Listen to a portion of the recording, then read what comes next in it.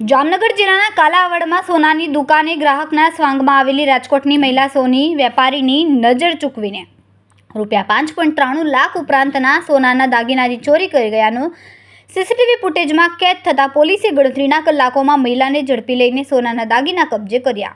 કાલાવડના સ્વામિનારાયણ શેરી મેઇન બજારમાં રહેતા જયેશકુમાર નવીનચંદ્ર ઝીંઝુવાડિયા નામના સોની વણિયા વેપારીની કાલાવડ મેઇન બજારમાં મંગલમ જ્વેલર્સ નામની દુકાન આવેલી છે. બપોરના સમયે એક મહિલા સોનાની બુટ્ટી ખરીદી કરવા આવી હતી અને વેપારીએ પૂછતા તેણી રાજકોટથી આવી હોવાનું અને પોતાનું નામ કિરણબેન ભૂપતભાઈ સોલંકી જણાવ્યું હતું.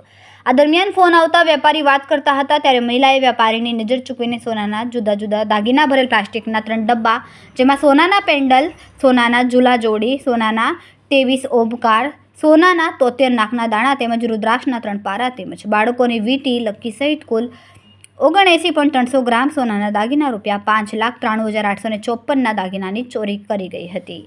અહેવાલ હર્ષદ ખંડેડિયા, જામનગર.